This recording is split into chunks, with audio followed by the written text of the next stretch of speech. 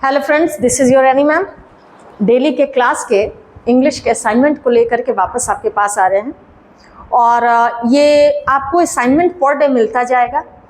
दोस्तों, जब हम कोई सामान लेने जाते हैं या सब्जी वाले के पास जाए या किसी शॉपकीपर के पास जाते हैं, तो सब्जी वाले के पास जनरली जाते हैं तो हम लोग कहते हैं भाई 100 ग्राम देना। ऑटोमेटिकली वो 150 ग्राम 125 ग्राम अगर बढ़ जाए तो कहता है कि भाई आपका मूल्य ये हुआ।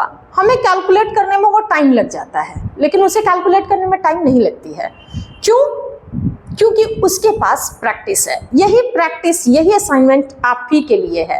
ये लगातार प्रैक्टिस में बने रहिएगा, क्वेश्चंस देखिएगा, आपकी हिम्मत बढ़ेंगे।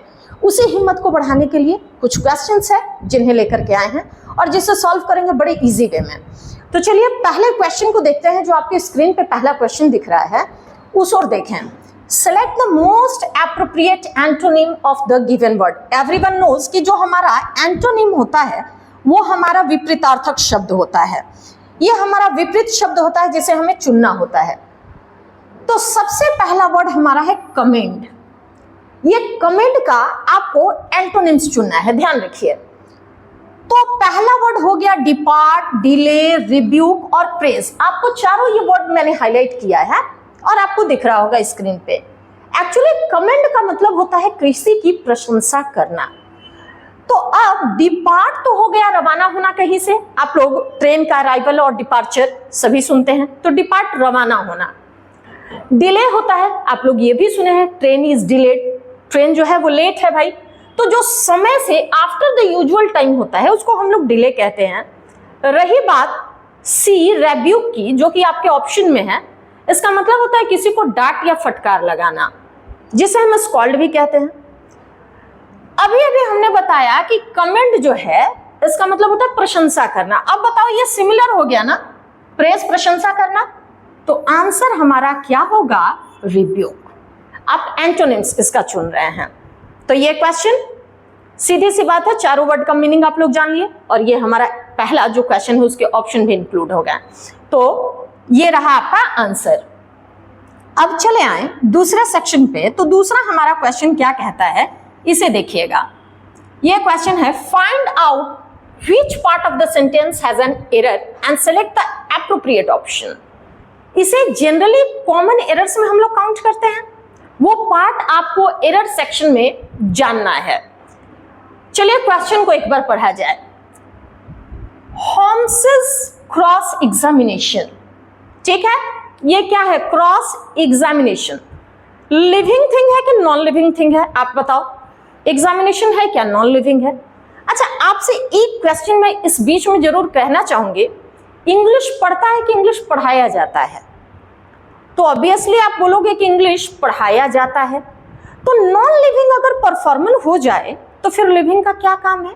हाँ, कुछ ऐसे केसेस होते हैं जहां नॉन लिविंग परफॉर्मर हो सकता है और होता है, लेकिन ये नॉन लिविंग होने के कारण इसका फॉर्म पैसिव में होना चाहिए था। इसका फॉर्म पैसिव में होना चाहिए था।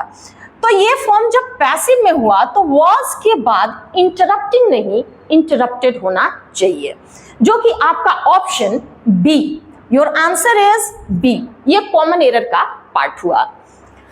अब चले हम लोग अपने नेक्स्ट क्वेश्चन पे। ये सारी चीजें आपको इसलिए दी जा रही हैं कि आप अभ्यास में बने रहें। देखिए, भाषा और लिपि ये दो अलग अलग चीजें हैं। हमेशा याद रखिए कि जब आप बोलना सीखते हैं उसके बाद आप लिखना सीखते हैं, और लिखना सीखते हैं तो इसका मतलब कि आपको परफेक्ट लिखना होता है। तो ये भी आपका परफेक्शन के लिए है। अगला क्वेश्चन हमारा क्या कह रहा है? एग्जाजरेट। इसका करना क्या है? तो select the most appropriate synonym. दोस्त मेरे, सिनोनिम की तरफ हमें जाना है। तो जब सिनोनिम की तरफ आप चले गए, मतलब पर्यायवाची शब्द में आप हो, वर्ड है आपका एग्जाजरेट।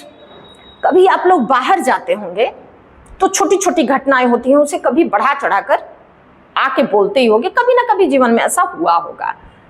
तो एग्जाजरेट का मतलब होता है बातों को बढ़ा चढ़ाकर बोलना, ठीक है। आ जाए ऑप्शन पे। अब ऑप्शन हमारा क्या कह रहा है? एग्जर्ट। एग्जर्ट कहता है कड़ी मेहनत करना। इसे चाहे तो आप लिख सकते हैं, एग्जर्ट कड़ी मेहनत करना। दूसरा है इम्प्लाई। इम्प्लाई का मतलब होता है सजेस्ट, किसी चीज को बताना। आप बता तो रहे हो लेकिन याद रखो बढ़ा चढ़ा के बता रहे हो। अगला वर्ड है, इसे एक बार नजरअंदाज करके हम लोग ऑप्शन नंबर डी पे चलते हैं, एसेंचुएट। एसेंचुएट का मतलब होता है चीजों को शार्पन करना। तो कभी कभी अगर आपको सिलेक्शन का प्रोसेस पता ना हो तो थोड़ी कुछ ऐसी चीजें क्लू में जरूर मिल जाएंगी जिससे आप रिजेक्शन कर सकोगे। तो ये रिजेक्शन के पार्ट में है। और हम लोग जानते हैं कि एम्पलीफायर लगता है घर में क्या करने के लिए, बढ़ाने के लिए। तो एम्पलीफाई का मतलब होता है किसी चीज को विस्तृत करना, बढ़ाना। तो exaggerate is similar to amplify. Our answer is amplify. चलिए अब नेक्स्ट क्वेश्चन की तरफ हम लोग मूव करना शुरू करते हैं। तो अगला क्वेश्चन क्या कहता है, out of the following choose the word which expresses the word opposite in meaning. देखिए वहां एंटोनिम्स लिखा हुआ था, यहां opposite in meaning. Opposite is same as antonym. Word है आपका इनएविटेबल। सबसे पहले तो आप एविटेबल को देखो। आप एविटेबल को देखते हो तो एविटेबल वो होता है जो टाला जा सकता है। एविटेबल वर्ड क्या है, इनएविटेबल, ठीक है, जिसे टाला ना जा सके। तो ये तो हिंदी हमारा हो ही गया। अब आते हैं इसके वर्ड में। अवॉइडेबल, टालने योग्य। सबसे पहले तो जिसमें एली लग जाए तो आप समझ लेना कि योग्य उसके लास्ट में होगा। जैसे ढोने योग्य पोर्टेबल, पढ़ने योग्य रीडेबल। कांस्टेंट रहा स्थिर। एक्सट्रीम आप जानते हो अत्यंत ऊपर की स्तर होती है। और वैग, वैग का मतलब होता है अस्पष्ट। इनएविटेबल है ना, आंसर क्या हो गया, अवॉइडेबल, टालने योग्य। तो जैसे टाला न जा सके, टालने योग्य, इसका ऑपोजिट हो गया। चलिए अब नेक्स्ट क्वेश्चन पे काम करना शुरू करते हैं। अगला क्वेश्चन हमारा क्या कहता है, आप उस ओर ध्यान दीजिएगा अगले सेगमेंट की तरफ। Next question number 5, select the most appropriate word to fill the blank. Fill करना है, इस ब्लैंक को फिल करना है। 4 आपके अलग अलग ऑप्शन मिलेंगे लेकिन ऑप्शन मिलते जुलते होंगे। आपको बेसिक सा डिफरेंस क्रिएट करना है। अब ये डिफरेंस कहां से क्रिएट करेंगे, तो भाई इसी के क्लास में डिफरेंस क्रिएट करेंगे। क्वेश्चन क्या कह रहा है, डजन्स ऑफ मीडिया आउटलेट्स, ये जो पत्रकार वगैरह हैं, ठीक है, डजन्स, दर्जनों में, हैव हैड टू, उन्हें क्या करना था। देखिए पब्लिक क्या है, डिस्ट्रस्टफुल, यहां पे क्वेश्चन दिया हुआ है। नहीं आप पब्लिक के बारे में बात नहीं कर रहे भाई, ये कुछ ऐसे ओरिजिन बने हैं। तो चलिए पहला वर्ड आपका जा रहा है एनकाउंटर। देखिए एनकाउंटर का अपना 2 अर्थ होता है। एनकाउंटर का अपना 2 अर्थ हो गया। एक एनकाउंटर होता है मुकाबला करना और दूसरा मीटिंग करना, ठीक है, इलोप, भाग जाना। लेकिन याद रखिए ये भाग जाना अपने लवर के साथ, प्रेमी के साथ। तीसरा है इंटाइस और एल्योर, कहीं ना कहीं से तीसरा और चौथा ऑप्शन मिल रहा है। इंटाइस ललचाना, लुभाना, और एल्योर भी आकर्षित करना। तो ये तो सेम है, तो ये दोनों ही ऑप्शन चले गए। अच्छा बताओ आप, डजन्स ऑफ मीडिया इलॉप, प्रेमी के साथ भाग जाना कभी होगा क्या? तो ऑप्शन क्या रहा, एनकाउंटर। दैट मीन्स यहां मीटिंग हो रही है। क्लियर हो गया? नेक्स्ट क्वेश्चन के ऊपर काम करना शुरू करते हैं। तो अगला हमारा सेगमेंट क्या कह रहा है, यहां पे ध्यान दें। Select the most appropriate word to fill in the blank. सबसे पहले आप बताओ, और टीम सक्सेस। दोस्त मेरे, सक्सेस कब प्राप्त होता है? इतने सारे हम लोग काम करते हैं तो सक्सेस का एक ही थीम है, be consistent in your work.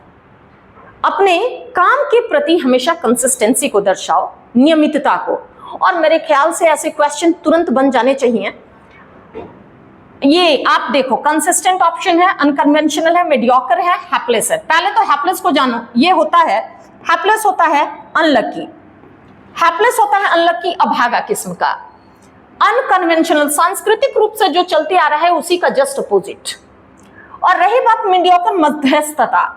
अब आप बताओ कि आपका वर्क एथिक काम करेगा किस पे? कंसिस्टेंसी पे। That means consistent is your answer. Now move on the next question. अगले क्वेश्चन की तरफ चलते हैं।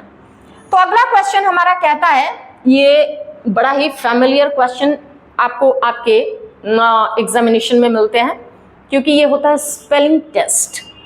स्पेलिंग टेस्ट इसे जाने तो ये कह रहा है कि इन चारों में से एक्चुअल में वर्ड है इन्यूमरेबल, इन्यूमरेबल, उसका स्पेलिंग क्या होगा? तो सीधी सी बात है, इन्यूमरेबल आप लिखते हो, यहाँ पे क्वेश्चन है, तो इन्यूमरेबल के ऑप्शन में हम काम करना शुरू करते हैं। तो आपको ऑप्शन बाद में देखोगे, पहले उसे लिखने की कोशिश करो। आप क्या लिखते हो? INNUMERABLE, INNUMERABLE. That means our option is option number C. Next, important है, एग्जामिनेशन में पूछे जाते हैं नेक्स्ट क्वेश्चन। तो नेक्स्ट क्वेश्चन में मूव करते हैं question number 8। Select the correct indirect form of the given sentence. That means narration आपको बनाना है, डायरेक्ट से इनडायरेक्ट फॉर्म में जाना है। तो सबसे पहले तो एक चीज जाने कि अगर कोई भी सेंटेंस पास्ट से शुरू होता है तो उसका कोई भी अगला पार्ट, मतलब अगला स्टेटमेंट प्रेजेंट में हो ही नहीं सकता। तो सबसे पहले आप बताओ कि सेड पास्ट है या नहीं? ऑब्वियसली पास्ट है, तो जो प्रेजेंट वाले हैं उसको आप छाट दो, जो प्रेजेंट वाले हैं उसको आप छाटो। तो सबसे पहले प्रेजेंट हैज का यूज होता है प्रेजेंट में, जो कि चला गया, गोज प्रेजेंट है, चला गया। अब रही बात हमारे पास दो ऑप्शन की, option number A and option number C. यहां पे देखो, आई गया काव्या के पास, बन गया शी, और पास्ट प्लस प्रेजेंट का कोई भी मेंबर, मतलब ये प्रेजेंट कॉन्टिन्यूअस है, आउटकम भी पास्ट का सेम कॉन्टिन्यूअस होगा, दैट मीन्स पास्ट कॉन्टिन्यूअस, जो कि ऑप्शन नंबर हमारा सी है। Our answer is option number C. तो Kavya told him that she was going to tell the manager. Next question पे हम लोग काम करते हैं। तो अगला क्वेश्चन हमारा क्या कह रहा है उसको देखो आप। ये PQRS है ये। तो इस PQRS पे काम करना शुरू करते हैं हम लोग। तो हमारा क्वेश्चन क्या कहता है, इस ओर मूव करते हैं। ये क्वेश्चन पे आ जाए तो ये 9 नंबर क्वेश्चन। क्वेश्चन क्या कहता है, सबसे पहले आप यहां पे देखें, P का ऑप्शन है एज इट कूल्स। सबसे पहले चीजों को रिलेट करना आप सीखें। प्रोनाउन जो होता है वो सेंटेंस का स्टार्टर नहीं हो सकता है। प्रोनाउन जो है वो सेंटेंस का स्टार्टर नहीं हो सकता है। जैसा कि यहाँ पे प्रोनाउन जो आया है एज इट कूल्स, जैसा कि वो ठंडा होता है। ठंडा कौन होता है? आपके पास अभी कोई डेफिनेशन नहीं है। अच्छा, दूसरी तरफ चले, टी लीव्स, इसे हम मान सकते हैं कि यह है फिलहाल के लिए माइंड में। अच्छा, tea leaves contain phenolic compounds, tannins which give a strong drink edge, तो मतलब ये टी लीव्स के बारे में बात कर रही है। अच्छा, चाय बनने के बाद, मिक्स होने के बाद कप में जाएगी ना, तो ये कप वाला ऑप्शन, दैट मीन्स आर वाला ऑप्शन हमारा कहीं है नहीं, तो डिस्टर्ब करने वाली कोई बात ही नहीं है। पी वाले ऑप्शन को काट दीजिए, बिकॉज पी हमारा प्रोनाउन है, और प्रोनाउन हमारा बिगिनिंग ऑफ द सेंटेंस नहीं होगा जब रिलेटेड नाउन दिया रहे।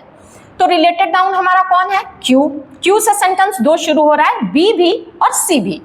इसको छोड़ के किसी और के बारे में थिंक नहीं कर सकते। अब हम एस और आर को अरेंज कर ले तो हमारा काम हो जाएगा। अच्छा बताओ, टी को अब when the T is brood mix करोगे ना आप टी को क्या करोगे? मिक्स करोगे, तब ना इसका सॉल्यूशन होता है और रिएक्ट विथ ईच अदर। या फिर आप खुद सोचो कि क्यू के बाद अगर एस आ गया, ठीक है, अब आप आर लिखने जा रहे हो, तो मिक्स करोगे तब कप में डालोगे कि पहले कप में डालोगे तब मिक्स करोगे? ऑब्वियस सी बात है। तो आंसर हमारा क्या हो जाएगा? QSPR। क्लियर? आ जाए अब नेक्स्ट सेगमेंट पे। अगला सेगमेंट हमारा क्या कह रहा है, क्वेश्चन में आ जाए।